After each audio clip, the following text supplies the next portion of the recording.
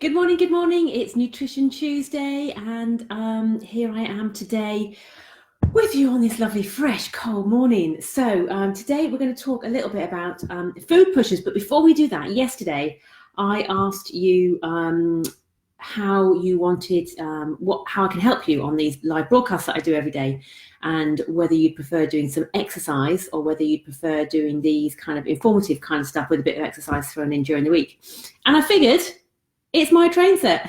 I can do both.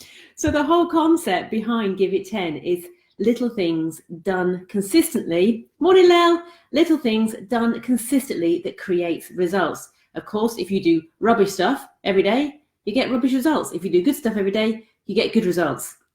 So, and the idea again behind Give It 10 is it just takes little things. You don't need to be spending an hour down the gym. You don't need to be going for a half-hour run even. Even just 10 repetitions or 10 minutes can make a big difference to your health and fitness. So I'm going to start these broadcasts with a little Give It 10 every day, and then we'll go into whatever we're going to talk about, which I figured means we all get the best of both worlds. So today we're just going to do a little bit of pelvic floor, because this is something that everybody knows they should do, but so many people don't do it. So all you're going to do, and obviously if you're watching this on a mobile device, if you're standing up, if you're sitting down, you can do this anywhere. I sometimes do this in the car when I'm sitting at traffic lights, if I remember.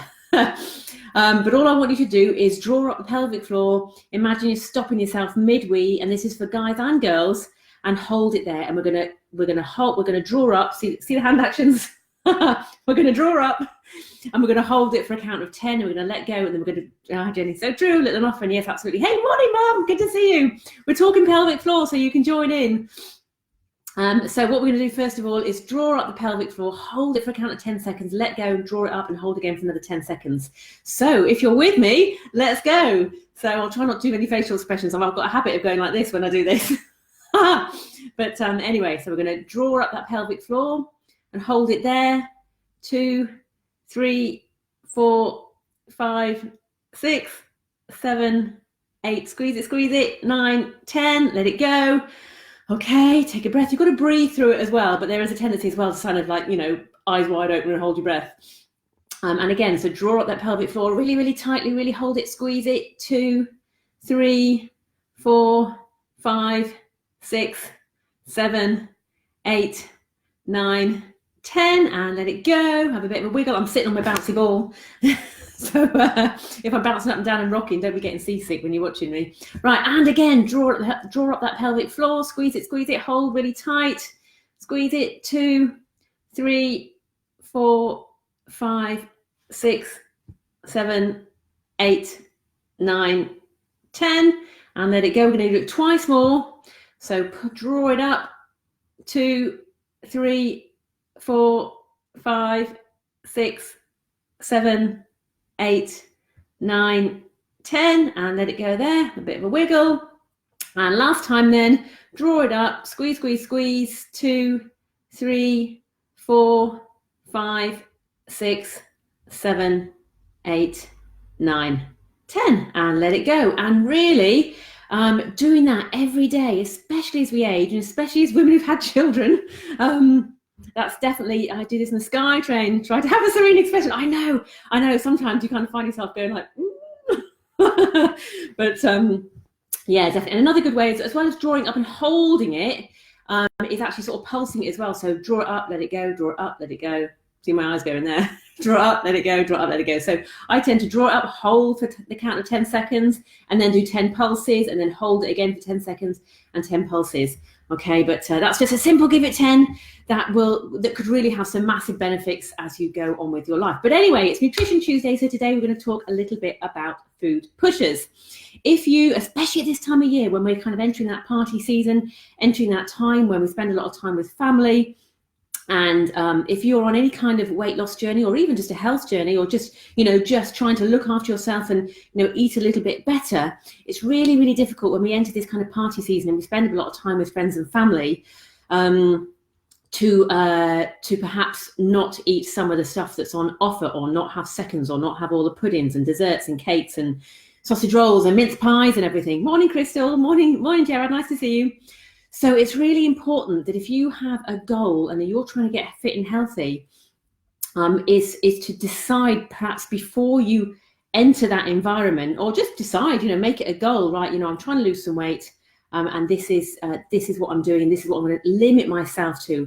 And when you have people say, oh, go on, just have another piece of cake, or just have this, and you say, it's all around the language again, and we've spoken about the language again. When you tell someone that you love, or tell someone that cares about you, or even your friends that you're trying to lose weight, the first thing they want to do is reassure you and say, oh no, you're fine, you're perfect as you are, we love you how you are, morning Jim, and they will try and it's only because they love you that they're trying to do this, and they're trying to make you feel better about yourself, so then you can eat what you want to eat. But it's all psychological. Quite often it's, when, especially with your friends as well, it's quite often more about their relationship with food as much as it is your relationship with food. They feel better eating more when you eat more. So if you're trying to cut down on sugar, or trying to cut down on carbs, or trying to cut down on whatever you're trying to cut down on, just shit processed food, sorry for swearing, mum, then have some answers ready for them. A very good thing is to say, well, actually, I've been eating less sugar recently, and I feel so much better for it. So actually, you know what? I'll have dessert, but I'll just have one, or I'll just have one portion, or I'll have a mince pie. But actually, you know what? Since I've cut down on my carbs, I'm feeling so much less bloated, and I feel like I've got so much more energy. Or if it's late in the evening, and the espressos are going around, and says, I'll have an espresso or something. It's like, you know what? Since I've cut out caffeine in the afternoons, I'm sleeping so much better. So but when you tell someone you can't do something, they go, oh no, of course you can. It's okay. We love you, and you can if you want to. But actually, by giving a good reason, saying, I'm feeling better, I'm sleeping better, I'm more clear-headed, I've got more energy, I'm feeling in control, and I've lost some weight, and I've got this goal to reach, then, hopefully those people around you will support you rather than try and, push food on you. So it's really important, say, at this time of year, when you've got some goals, and you want to stay in control of, that overeating, is to perhaps have some answers ready, and stick by your guns. And I'm not saying that it's all that you have to, not eat the things you love at this time of year, not go out and party, and not do stuff. I'm just saying that, if you really have some goals, or you just want to try and not put any extra weight on over this festive season, or just, if you are literally, you should be, if you are doing these things, you should be having more energy, you should be feeling better, you should be losing some weight. So, if that stuff is already happening in your life, then those answers should be more readily available to you. Anyway, I hope that helps with a bit of food strategy towards the food pushes in your life. And as I say, generally it comes from, oh, morning Lou, generally it comes from a place of love, not from a place of meanness, or a little bit of people wanting to feel better about their own relationship with food as well. So anyway, that's me done for today.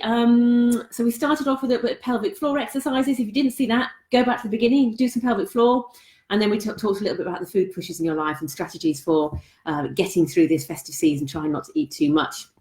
So every session now, we're going to start with a little exercise, whether it might be a core exercise or a little give it 10 type. It won't be a 10-minute exercise, it will be a 10 repetition type exercise, or a short little burst of something, and then we'll go into whatever the day is. So tomorrow we're doing Mobility Wednesday, midweek mobility. So join me with a mat, some comfortable clothes, and we'll do a little bit of stretching and mobility work tomorrow at 10 o'clock. I will see you all then. Hope you'll have a cracking day. And that's it from me for now. Toodaloo.